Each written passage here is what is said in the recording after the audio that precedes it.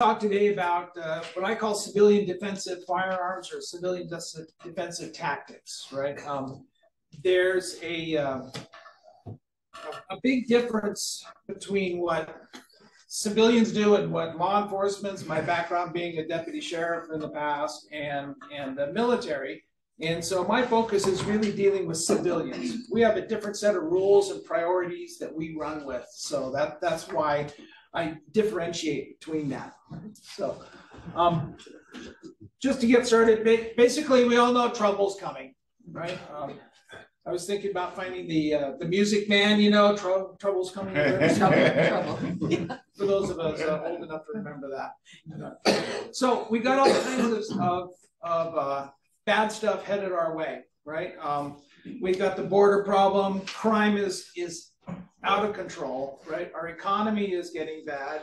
Food is under attack. Our energy is under attack, and politics is playing a big role in all of this whole thing. I'm not making this a political speech, but basically, if people are beginning to wake up and go, I need to be prepared, right? So, gun sales are breaking records every month. Every month, millions of guns are being sold every month, and it's because people are realizing that the government's not really probably going to show up and help you. And so my advice and everybody else that's in this business is prepare. Don't wait, right? So if you wait too long, there's this saying, you know, it's like people will rise to the occasion, whatever's happening. You know, the mom who picks up the car off her kid and those kind of things. When it comes to self-defense, you're not going to rise to your occasion. You're going to fall back to your training, right? Mm-hmm. So if your training is nothing, you're going to probably do nothing, right? If you train, you're going to fall back onto that, and it's well known, and that's why we emphasize training, right? So above all, and I'll mention this a couple times, but I'm not going to spend a lot of minutes on it. But safety is paramount. And safety is paramount no matter whether you're training, whether you're involved in an incident, or just cleaning your gun. Safety is number one, right? So we all know the 4 basic universal rules, right? Always assume the gun is loaded. Keep your finger off the darn trigger, right? Know your target and what's beyond it, and don't point that thing at anything you don't intend to shoot. And that means when you're cleaning it, it's pointed in a safe direction and all the rest. It becomes critical if you get involved in some kind of a self-defense scenario where maybe your family members are there, and you don't want to have any kind of accident where you're just getting excited. Yeah. So there are plenty of incidences where, unfortunately, police, like SWAT teams or police, get involved in shooting, and the guy behind him is so excited he ends up drilling the guy in front of him, right? So it's not a good scenario. Don and I were talking earlier. The IDF right now in Israel, in their fights, 20% friendly fire casualties. 20%. Right? They're not well trained. They're civilians who've been handed a gun and say, you got to go fight, right? And so that training is critical that we do that. Right? So I don't know if you guys have heard of Jeff Cooper before. We're all in the gun club. We probably have. He's probably the primary guy for pistols. He invented the what they call the modern pistol technique. He is just a legend, right? And I put a quote in here from Jeff rather than me just saying the same thing all over again. But owning a handgun doesn't make you armed any more than owning a guitar makes you a musician, right? And that's a great way to think about it. Having a gun is not enough, right? And having lots of guns isn't enough. Having 1 or 2 guns that you are good with is enough, and that's what we want to get to. So today we've only got an hour to shove in about 10 hours, 15 hours, a day's worth of talking, right? And so I'm going to do my best to avoid rabbit holes. I'm going to try to leave some time at the end for Q&A, but these are the basic things I'm going to cover, and it's just an overview, right? So just basically see what we can get through and do that. Like I say, I'm going to try to leave some time at the end, but if we end up getting too many questions while I'm just giving you the overview, we'll end up down a rabbit hole that we'll never climb out of. So we'll just get there. So defense, firearms, shooting, what is that? Training, and then planning, right? So those are if I had to pick the main things I'm going to talk about in an elevator kind of thing, there you go, right? That's what we're going to do. So what is civilian tactical defense? Right? We're not law enforcement and we're not military, right? For us, our primary mission, our function is to be defensive. We're going to defend ourselves, our family, or others if we choose to. We are not obligated to. As a law enforcement officer, I'm obligated, and it's my duty to protect others. So the classic example is if you've got an active shooter going on, my job as a law enforcement is I'm going into it, right? Your job is to get out and be safe, right? Get your family and be safe. So it's a different mission, but we use techniques from both military and law enforcement.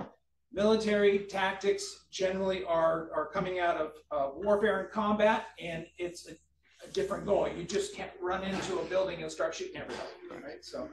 But law enforcement is very similar to what we do as civilians. It's just we're on the defensive rather than the offensive. Right? So taking that. Okay, and if I had to sum up what is tactical shooting in one word, it's move, right? And move some more, and move some more, and move some more, right? That's the big difference, right? So you have competitive shooting, you've got target shooting, you've got sport shooting.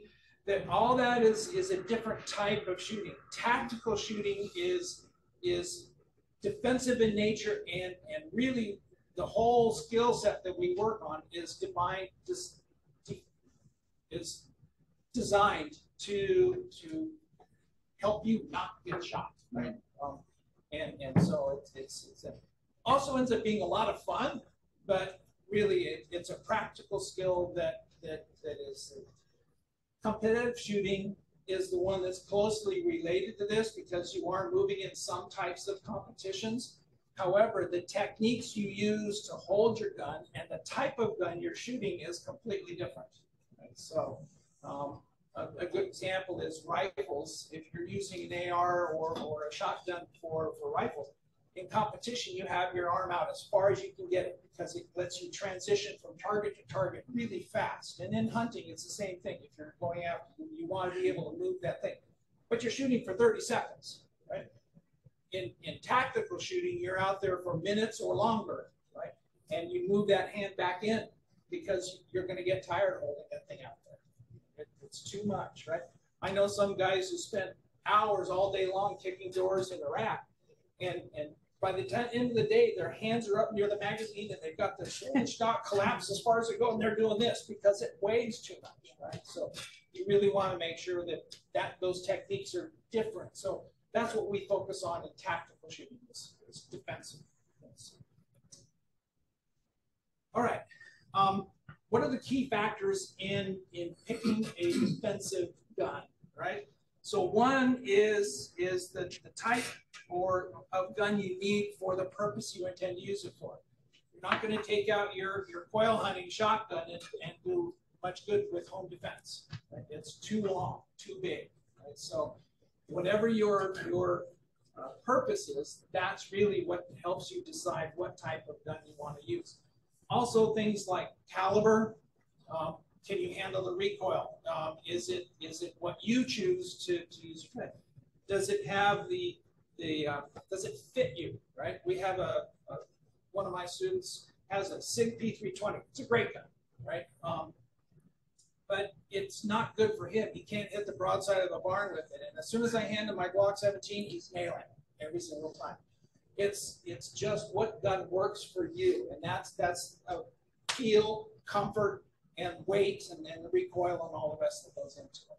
So picking the right gun is thing, and it's an exercise. If you go into a gun store and just say, hey, I need a gun, they're going to sell you one, but is it the right one for you? Right? So it's a good idea to try them if you can before you do that. But that's the big thing.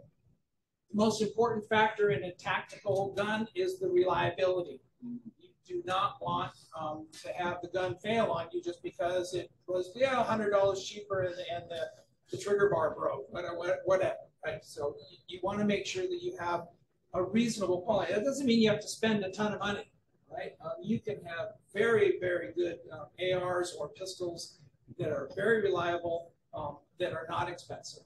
Right? So capacity is an important factor when you consider, especially a handgun, right? We all know it's not like the TV shows where the one round, well, what did you say? A 9mm will blow a lung out, right? It's not, one shot's not going to stop it. In a defensive scenario, you shoot until you stop the threat. You're not shooting to kill, you're not shooting to warn, and you never shoot a warning shot, right? But you shoot until the threat is stopped, right? And sometimes that takes 3 or 4 rounds, sometimes it takes a dozen, right? And so it just depends on that scenario. But the more capacity, the more rounds you have, the better. One big rabbit hole is what caliber is the best one for a handgun in defense, 45 versus 9mm versus whatever, right? And it's really just a matter of physics. And in the end, it doesn't really matter, right? What matters is that you hit the target, right? And that you were able to deliver that round quickly. Right? That's way more important. So they've had plenty of studies that they 45 worked about the same as the 9mm, and it's like, what was the difference? It was, where did the guy get hit, and did you stop the threat? That's the big deal. Problem with 45s is that there's not very many rounds in a classic, 7 rounds in a 1911, right? And you pick up a Glock 17, you got 17 rounds, right? So it's balanced. They do make double stack 45s now, but they weigh a lot. So maybe that weight's a factor that you don't like. Right? So how easy is the gun for you to operate, right? So a lot of people have, at our age, we've got arthritis, we don't have a lot of grip strength. So maybe the slide is too hard for you to wrap, right? So to run that. So you want to find a pistol that will do that. Revolvers in general are not great for self-defense because of the capacity. There's not that many rounds in a revolver. Right? And it takes, unless you're Jerry McCulloch, it takes a long time to reload. And the last one is the key factor is maneuverability. How easy can you maneuver around? How can you move with that gun? Right? So if the gun's too heavy, it's going to be hard for you to move. If it's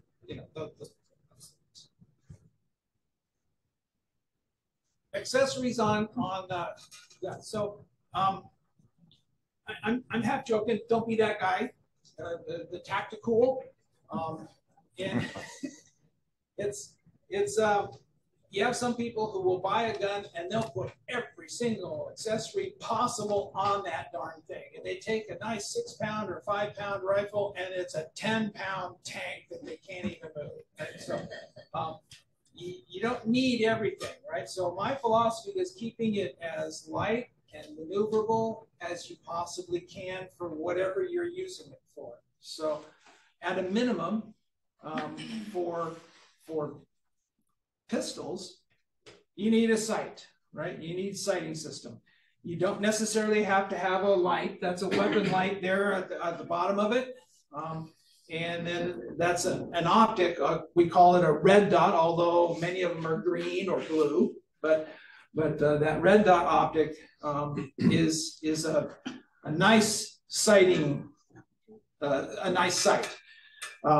Rifles will have scopes, optics, or reflex optics, and then as well as iron sights. Right? When I teach, I like people to learn how to use an iron sight first and get good with that, and then upgrade to an optic if they choose. Some people just are very comfortable running that. An optic sight like the one that you see there is demonstrably faster in terms of target acquisition. And for us people who are older than 50,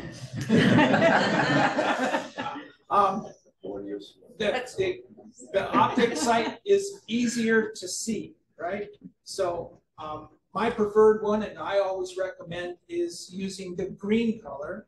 And that's because physiologically, green is in the middle of the visible spectrum. Red is at the end of it, right?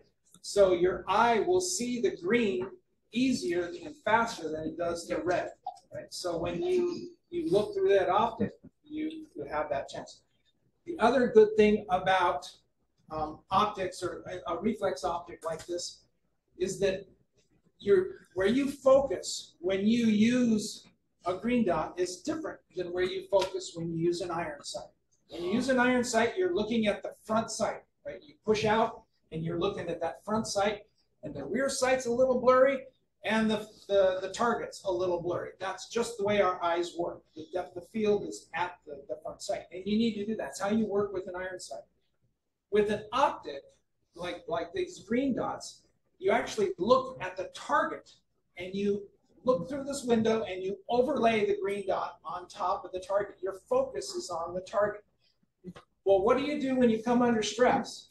Neurologically, we are wired to look and focus at the target. Our eyes dilate, the blood goes to our extremities, the adrenaline starts kicking in, you get tunnel vision, and you get auditory, but you're looking at the target. So if you're looking at the target and all you got to do is overlay the top, you don't have to pull back your eyesight to the front sight in order to aim. Now, if you're only shooting about 10 feet, well, you got a 20% chance of hitting it if you're not trained, right? Statistically, 8 out of 10 shots are missed from 10 feet in a civilian defensive situation. From 20 feet, 90%, right? So 9 out of 10 shots you'll miss. But with the green dot and with training, your focus is on the now, it's hard to do. It takes some getting used to. Some people catch on like in minutes. Other people take days to figure, oh, okay, I got it. But once you get it, it's really fast, right? So I had Teresa. She just started shooting about 1.5 years ago. And oh, by the way, this is Teresa, my wife. She just started by shooting about 1.5 years ago. I had her run iron sights for 6 months before I let her get onto an optic. But once you're onto it and you get used to it, you pick it up and you can run with it. But you want to be able to present and acquire your target and hit what you're aiming at quickly, right? So quick and accurate is what we're after. So when we're doing our drills with the guys that are more practiced at it, we're going from our holster, we're firing that first shot off in about 1 second to 1.5 seconds. You want to go fast, right? And you can do that with the same. Lights are another thing. Lights can actually be a very effective weapon. You can blind your opponent with these things, right? And so they're temporarily, they can't see where it's coming from. All they know is that shining that thing at me. Right? So and at night, where 65% of the home invasions and that happen, right? You need to light up your target, because you just don't want to start shooting because there's some shapes in the hallway. Right, so you actually have to take the time to light it up and know what you're shooting at, right, or what you might have to shoot at. And these kind of tactical, a light mounted onto your gun allows you to hold with 2 hands and light it up and then turn it off. If you don't have that, you can still have a flashlight in your hand and learn how to shoot the way you see on TV. And there's different techniques for doing that. For rifles, a defensive rifle, you need a sling, right? A rifle without a sling in defensive tactics is like a truck without wheels, right? You just can't run it without it. If you have to put it down, you have to climb over something, you have to move, and the gun goes bad, and you got to go to your pistol. You got to do something with it. Right? So sling is really important, and then sights or optics as well on the rifle. Those are the only 2 things you really need, right? mention a little bit about silencers. The silencers, they've become really popular because the ATF has gotten faster at approving them. But the reason why a silencer is important for us as civilians is because if you have to shoot inside your house, you will blow out your hearing, right? And you won't be able to hear the bad guy or guys, plural, while they're still in the house. One round goes off and your ears are ringing, you can't really hear it. Besides that, you add on to auditory exclusion, where you, because of the stress you're under, you don't hear things. You might hear the noise, but it doesn't process in your brain. Right? So silencers are good for that because they help quiet it down enough that you're not going to lose your hearing.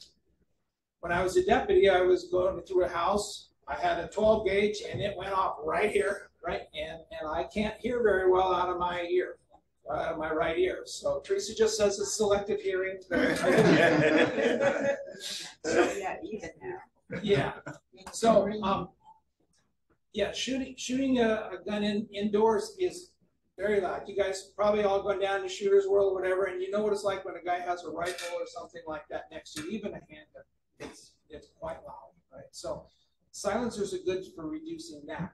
Military and others use it to suppress the flash more than the sound, because the flash will give your position away more than the sound will. It's hard to hear where it comes from, but the flash is really easy to see, right? So it's a different purpose, but it still solves that. So that's it. And then the other furniture is like, this thing's got almost everything on it. I don't know if this thing shows up. Got this vertical grip there they put on there. This guy's got a probably it's just like an APAC, probably a 3x, maybe it's a red dot, I don't know, right? Whatever that is. A lot of guys will hang a magnifier in front of the red dot, right? So now you got this other thing you're flopping up in front of it. This guy has it's got another, it looks like that might be a it's either a light or a laser. No, this is the light over here, right? And then he's got a little laser over here, right? And not much else there. It's missing a sling, right? But you know, it's just a demo, I think. It's got a can on the front, a silencer. Looks like it might be just a muzzle device, but every one of those things adds weight and complexity to it, right? So depending upon how you like to run your gun, you may want, I don't run any grips on my gun. I just run a normal grip this way. When I first got into it, I bought everything. I got them all in boxes. But, you know. All right. When it gets into how you carry or think, most of us are dealing with pistols. We've got to talk about holsters. Right. So one is never ever carry a firearm in your backpack or your bag without some kind of holster or way to secure that trigger. You never want to have it just sitting there in your purse or your backpack. You reach in and accidentally hit that trigger, bang, right? Or something bumps through it. So the critical properties for a firearm, for a holster, is one, it's got to be comfortable, because if it's not comfortable, you're not going to use it, right? Two, the trigger has to be protected, right? You want some kind of cover over the trigger. Some holsters are made out of fabric, you know, like the belly bands. I brought one to show. If the fabric around that is too soft, things can catch on it and actually push through and pull the trigger as well. So you want to make sure that the trigger is protected. The third thing is grip and access. You want to be able to grip the pistol, you know, and pull it out of the holster where you're getting a good purchase on that firearm. And then the last thing is construction, right? It needs to be sturdy. It depends upon what you want to carry. A lot of people like the Kydex. There are these form-fitted holsters that are made out of plastic. So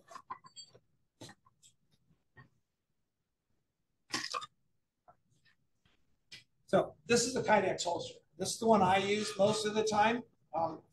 And so this goes inside your waistband, right? The plastic keeps its shape. It by pressure, by friction holds the gun in there so you don't have any, you won't lose it, and it doesn't fall out. The nice thing about this is when you put the gun into the holster carefully, it allows you to slide that in there and not risk shooting yourself, right? This kind of a belly band holster that the gun goes in this little pocket, right? And then this just stretches around you. It's very comfortable. You wear this all day long and not even know you have it on. Problem is that it's really slow because you got to be careful how you take it out, and you better not try to put the gun back in the holster while you're wearing it. So most people shoot themselves when they're trying to holster their gun. That's when most accidents happen. They're putting in there, something gets caught, their finger may accidentally be on the trigger, and they bang, they shoot themselves in the leg, or worse, right? This is a Kydex holster. This one's made for a magazine that goes here, and then the pistol goes here. This is one that's generally considered an appendix carry. Goes in front, right? They're actually pretty comfortable, and they're no less dangerous than ones on the side, despite the apparent I might be missing a certain part of my anatomy. So, you know, if you're here, yeah, I might not be having kids anymore. If I'm over here, I'll likely hit my knee, my leg, and possibly my femoral artery, right? So it's equally dangerous to try to holster a gun no matter where it is on, right? The one thing I don't recommend you do is don't get one that goes in your back. Right? The reason is because of access. It takes too long to get that gun out. If you guys remember the church shooting in Texas where the guy walked into the church service wearing a long coat, 110-degree weather, and he had a shotgun under his jacket. He shot the security guard and killed him. And then as he's coming around, one of the parishioners had a gun back here, right? And he was kind of a large guy, so he had a lot of real estate he had to cover. But no matter what, he pulled from here, and he couldn't get it out in time for the guy shot him too. It takes too long to get it out from there. The trick is not how fast can you draw. The trick is using your mind to make sure that you do it at the right time. Don't pull it out when it's not. You're not going to win that fight. Wait until it's time to do it and then do that. Outside the waistband and duty holsters, you all seen what we wear as law enforcement. You know, they're really secure. They have catches on them, you know, like thumb releases and stuff, so that if I get into a fight, it's not gonna fall out or pull out or someone's grabbing for it. Back when I was a deputy, I just had a leather holster in my .357, right? And I ended up fighting with one hand because one hand's holding the gun in the holster and the other hand's trying to protect myself. So those are outside the scope of what we're talking about for civilian concealed carry. And just a word on open carry. I don't think it's a good idea. It is legal, right? You can go to grocery stores and see the guys walking around with an open carry gun, but you're really inviting people to ask about it. Observation, you've got people who freak out when they see a gun, and it's just generally not a good idea, I don't think, right? But it is legal, right? So it's your choice. Okay, I'm going to move into tactics a bit more, right? Those of you who have taken my classes have seen this before. There's 4 pillars of survival, right? And this goes across the board, whether you're talking about I don't know, swimming or anything, car crashes. It doesn't matter what kind of environment or the way you're trying to survive, right? Number 1 is mindset, right? You never give up. You don't quit. It's the people who give up and just let themselves fall, whether they're swimming and they're tired. And I used to have to do ocean rescues, right? So you get the guys who just give up and they drown in 20 minutes. And then you get the guy who's hanging out there for hours waiting for help, right? It's just don't give up. right? If you get hit or you get shot, you might not even know it. It doesn't mean you're going to die, right? 70% of people survive handgun shot wounds. 70%, right? So you can still fight, right? You know, it doesn't matter what it is, just never give up, right? So what's that one saying? I'm going to win or I'm going to die trying, right? And that's that mindset. The next most important thing besides mindset, the last thing about mindset is are you willing to pull that trigger to defend yourself or your family? And you already have to be set that way. If you're not, why are you carrying a gun, right? And that's it.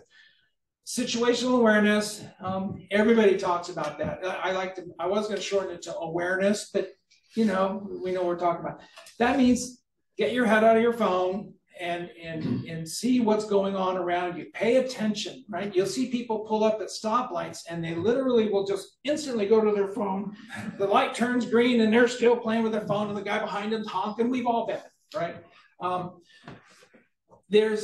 No matter what you're doing, whether you're walking into the grocery store, whether you're driving your car, when you're coming home at night, no matter where you are, raise your level of awareness to alert, right? I'm not paranoid, but just alert. Are there strange cars on your street? Is there someone standing on your front porch looking for help, right? There's all kinds of scenarios you can paint. Carjacking is up over 500%, right? I forget what the figure was, something like every 30 seconds. It's insane across the US, right?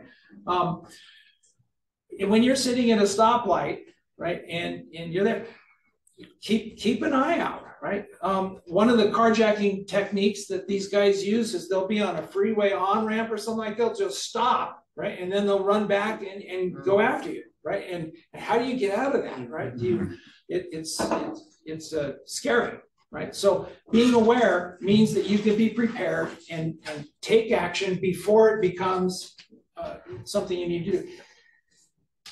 The third pillar of it is your skill, right? So your mind and your awareness is far more important than your skill with the gun. It doesn't mean skill with your gun isn't important. It is, but those other two in front of it are more important. And we'll talk about that a little bit more. But then physical fitness is one that everybody wants to leave off, right? If you are more physically fit, you are more likely to survive whatever happens, right? And that's a good thing. And even for us guys, I'm 70, right? And still getting out there and running around. It's a good idea to just stay as shape as it. Not me, but another instructor was saying, I don't care if you're 90, you still need to be able to run. And you'll see why, because that's what's going to save you more than anything else. Our civilian defensive strategy is there's a general one. It was used to be taught to actually even law enforcement or when we're talking about active shooters, which was run, hide, fight, right? So the first thing you need to do is run, right? Get away, avoid the situation. Next thing, if you can't get away all the way, hide, right? And if you can't, and then the guy's coming after you and you've got to fight, then fight, right? While you're hiding, you can get prepared to fight if you have to fight. That's the general strategy. Every scenario is different.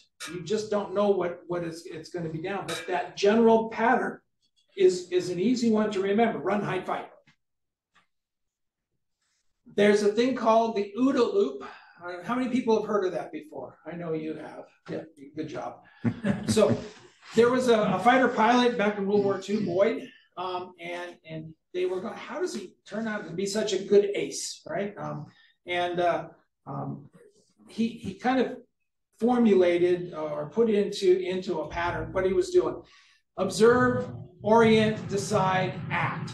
And what everybody leaves off that I've seen teaching this thing, it's a loop, right? So rinse and repeat. So when you see what's going on, that's your assessment. What's happening? Okay. Orient yourself. Where do I need to go? Where am I? What's the situation? Do I have kids I have to worry about? Where's my wife? That kind of thing. If you're in that kind of a situation, decide what you're going to do, and then do it, right? And then start all over again, because as soon as you take 3 steps, now something else is different.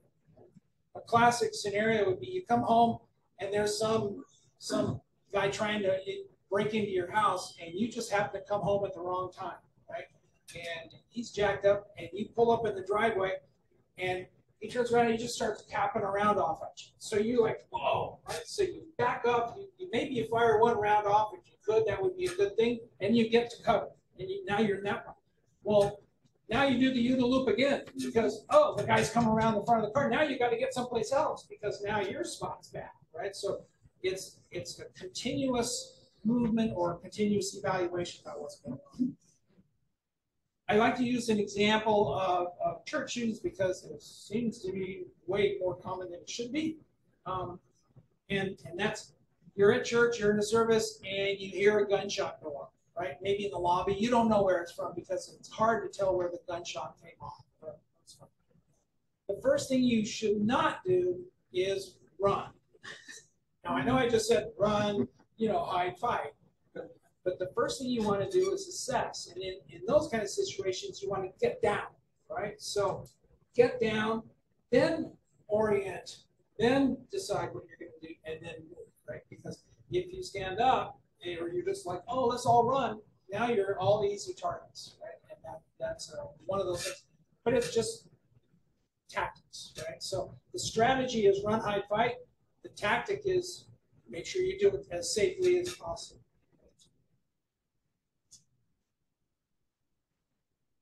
All right, firearm skills, right?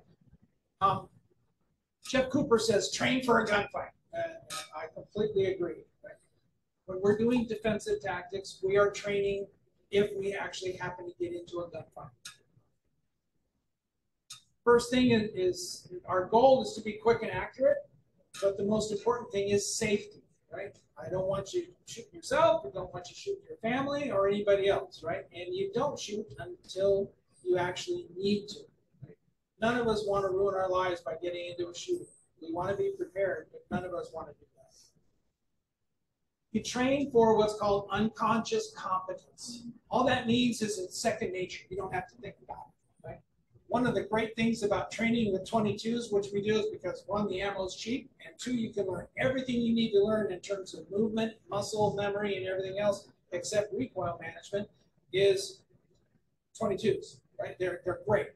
But they also jam like crazy, and they're on, it's just like, holy moly, it's jamming all the time. So you get used to things go wrong, and what do? You unconsciously, automatically, tap, rack, and bang, and do what you need to do in order to deal with that. And that gets you towards unconscious competence. Otherwise, I'm setting up drills going, here's a fake bullet in there, it's not going to work. What do you do? Right? That way it works. Operating your firearm, right?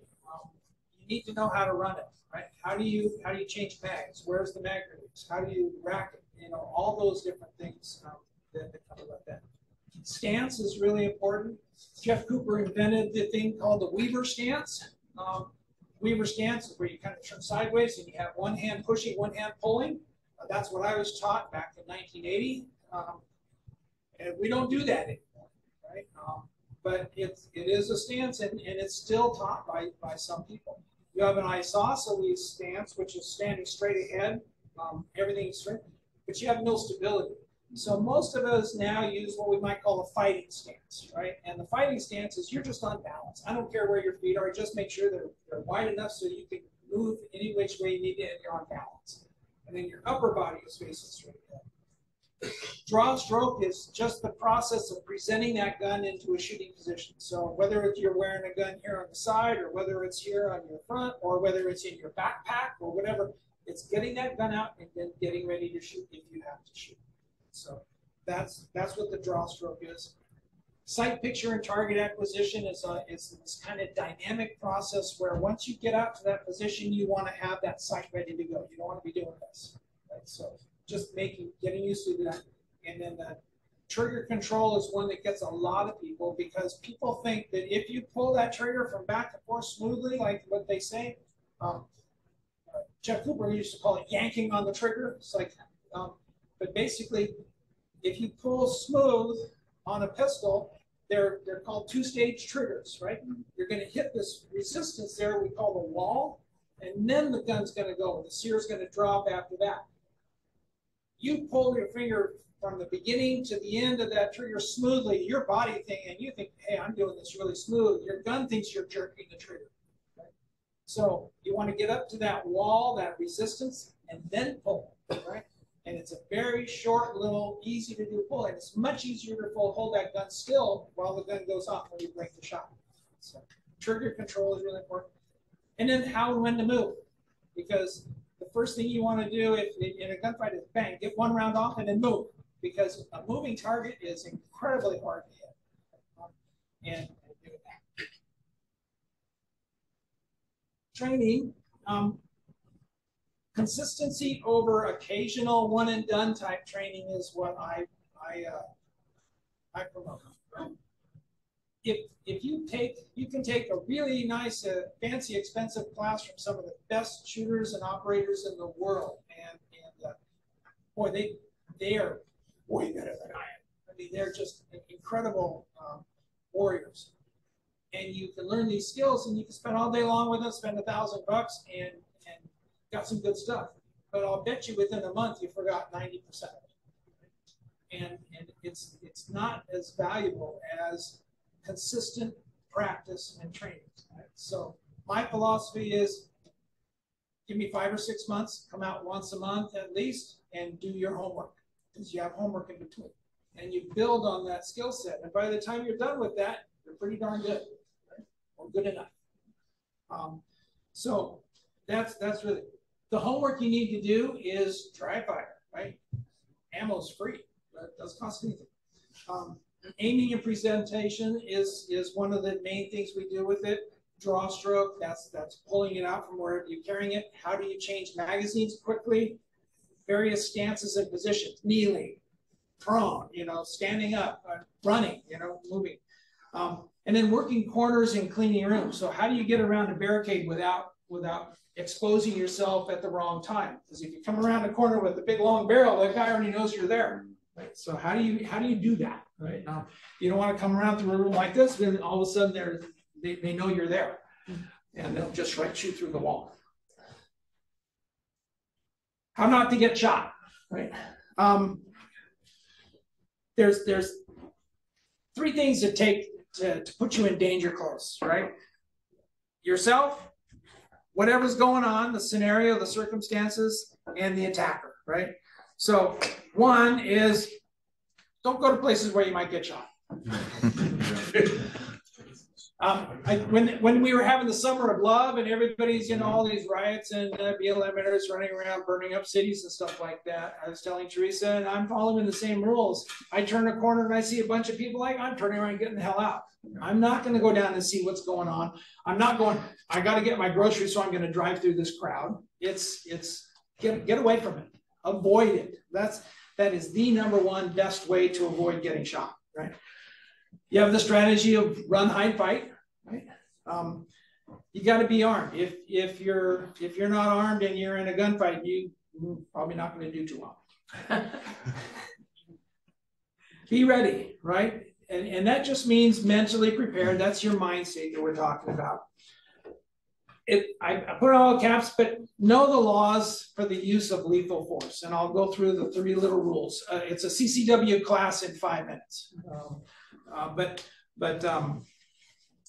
when you do get into a confrontational situation, scanning is one of those ways that you overcome your physical and your neurological reaction to get tunnel vision and auditory exclusion. So you'll see people shoot and then they'll go like this. They're looking around. We train law enforcement to do the same thing because this breaks that lock-in, and it's like, what else? Crime is happening today by groups of people, not just one guy. And it's not crimes of opportunity like they used to be 40 years ago. It's random, right? You just don't know when some guy's going to just go off, and who knows why, right? But so being able, and then if I haven't said move enough, it's move, right? Concealment and cover are two things that you want to look for. One is cover stops bullets. concealment just hides you, right? An interesting psychological phenomenon happens with most criminals, not all, but most, right? Is that most people actually won't shoot through concealment. There's a really interesting video of two bad guys shooting at each other, drug dealers shooting each other in a grocery store. And they're popping up over the potato chips and shooting like this and then back down. Back up and back down. And no one shot through the potato chips. I was like, oh, come on. So, yeah. And then the last one and most important thing about how not to get shot is shoot until the threat stops, right? There's a really sad case where a Good Samaritan shot and killed he shot the bad guy, right? Shot him once and then went, okay, and now I'm going to go get his partner. And he goes out of he was at a convenience store, right? So then he shot the guy goes down, right? He comes out and he starts dealing with the guy on the motorcycle that was the guy's partner. The guy he shot once came out and shot him in the back, right? So they're not always going to go down. You can shoot someone through their heart and they'll still be able to go fight for about 30 seconds. It just depends. I have a video of a guy that was shot. What was that one, Don? The bank robber. The bank robber. Yeah, he was shot in the carotid artery, right? So he's bleeding out as fast as he possibly could. He went 22 seconds before he went down, and he shot the security guard while he was bleeding, right? So it can happen. Okay, shoot, don't shoot. 3 things that to use lethal force, you need these 3 things, right? The threat has to be right now. It can't be 5 minutes from now or 10 minutes from now. It's like, I'm gonna go kill you. We can't shoot him, right? The attacker has to be capable of delivering that threat. The threat has to be for serious bodily injury or death. It's not like, a paper cut. And then the last thing, it has to be unavoidable. And these are what the courts call reasonable standards, right? So a reasonable person would assume that this is not avoidable. There's a thing called disparity of force, which means you got a 6'4" person going after Susan. It's not gonna, that's a disparity of force. She can go to gun a lot faster, right? And then every circumstance is different. And that's really just playing it. Common sense and reasonableness are the 2 kind of overriding factors. Yeah, John, these are true for any state in the country. Is there anything that you feel you need to say about the state of Arizona that we live here that's different than this, or no, these apply to every state? It's really that's pretty much it. These are based on Arizona laws. We have 21 laws in Arizona about use of force that are statutory. Some of them are you read the statute and you go, oh good, I cannot be sued civilly if I have to do a deadly force, right? And it's a justified shooting. That's actually not true. That's what the statute says, but case law says you have to be declared innocent, and no one's ever declared innocent, right? Yeah, it's like, well, that doesn't work. So there's plenty of cases in Arizona where someone justifiably defended themselves and they were still sued civilly. Right? So makes a big difference. I'm going as fast as I can. And this last one, right? So basically, what do? You need to have a plan, right? And plan for the various scenarios and work through them in your head. What would I do if, right? And it's not trying to make you paranoid. It's just trying to make you aware and put you into a mindset where if you had to defend yourself, this is what you could do. You got pedestrian encounters. This is the homeless guy coming up in front of you, Quick Trip, wanting to have a few bucks, right? Or whatever. It's also 2 or 3 of them, right, coming in. Then you've got group events. Now you're at church, or you're at a picnic, or you're with your family in a park, or whatever. You've got group events, and then some kind of a threat shows up, right? You've got home invasions. That's a pretty obvious one. Those are up, I don't know how many hundreds of percent as well. Carjackings, I said, up over 500%, right? Active shooters is the next step up for that. There you've got 1 or 2 idiots running around a school or a mall or something like that doing bad stuff. Next up from that is mobs or gangs. These are unorganized groups. They're not coordinated, they're unorganized, right? And this is what happened after Hurricane Katrina. As soon as the police said, we're not responding to any calls anymore because of the disaster, these guys were out. Groups of 10 to 15 are running around, they're looting stores, they're breaking into places, taking anything they want, and then they're going door to door to do that. At the same time, in New Orleans, the police were going door to door, confiscating anybody who had a gun. Go figure. And then the last one is an organized attack. And my friend Jim Miller turned me on to a book by Kurt, what's his last name? Schlechter, right? It's a well thought out, well researched, basically war game of what would happen with organized attacks against us, whether it's the democratic apparatus, say that, or it's the jihadists, or it's another state national force that comes through.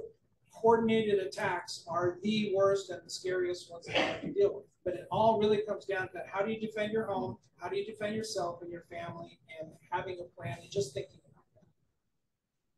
With that, I got 5 minutes.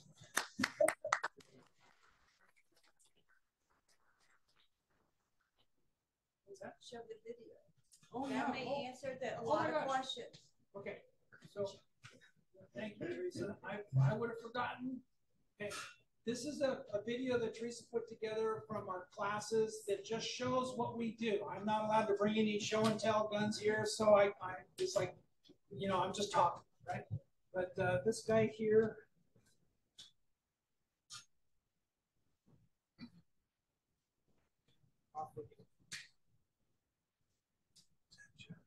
So, No audio. oh, there's no audio. Yeah. Well, hang on. Oh,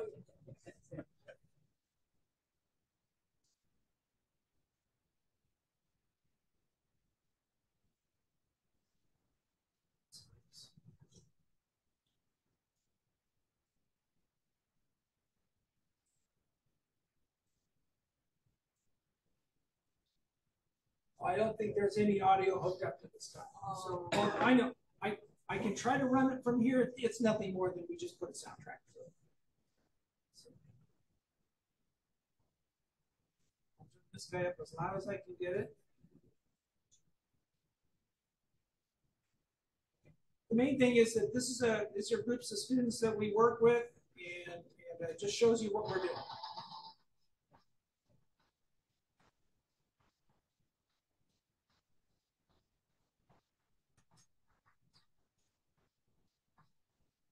I got 70.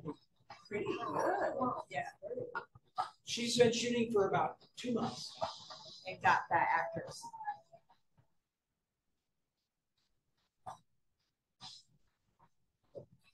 Yeah.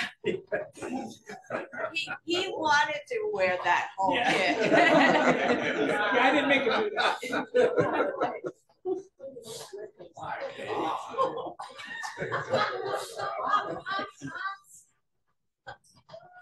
You guys might know her. Always sad. Yeah. Good.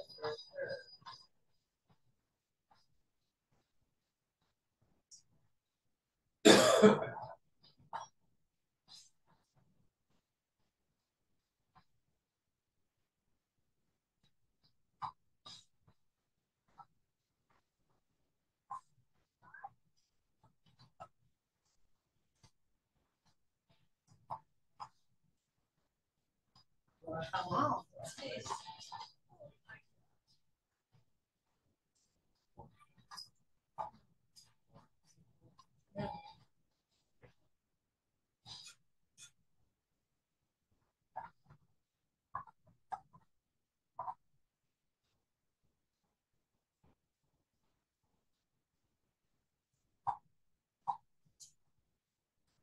Wow.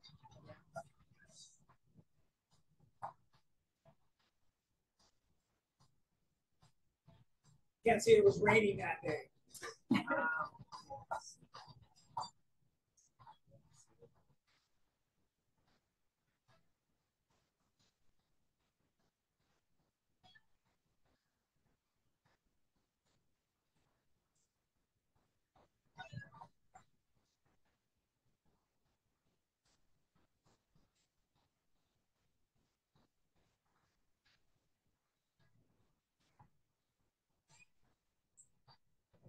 It's true.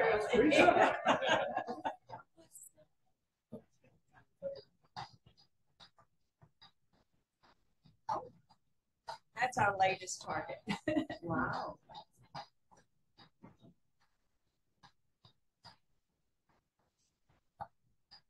That's called a four corner strip.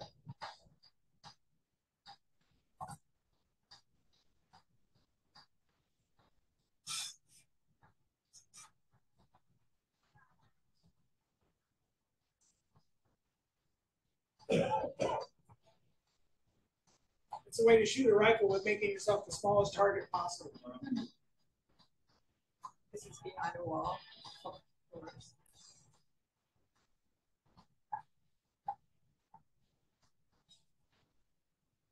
Anyway.